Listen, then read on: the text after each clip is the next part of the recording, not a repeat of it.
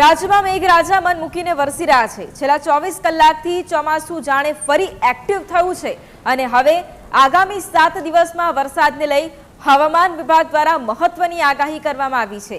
જે મુજબ મધ્ય ગુજરાત, દક્ષિણ ગુજરાત અને સૌરાષ્ટ્રમાં વરસાદ વરસી શકે છે।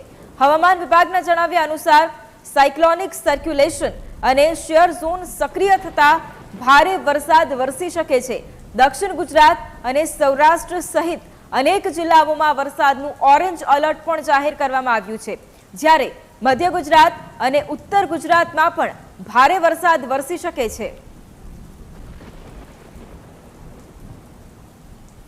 તો આજે કયા કયા જિલ્લાઓમાં વરસાદ વરસશે તેની વાત કરીએ તો પંચમહાલ, દાહોદ અને છોટાઉદેપુરમાં વરસાદની આગાહી કરવામાં આવી છે। આ સિવાય નર્મદા, સુરત અને ડાંગમાં પણ આજે વરસાદ વરસી શકે છે। આ સિવાય નવસારી, વલસાડ અને તાપીમાં પણ મેઘાવી માહોલ રહેવાનો છે। દમણ, દાદરા નગર હવેલીમાં પણ વરસાદી માહોલ, ભાવનગર, અમરેલી, જૂનાગઢ, ગીર સોમનાથ એટલે કે સૌરાષ્ટ્ર પંથકમાં પણ વરસાદી માહોલ રહેવાનો છે।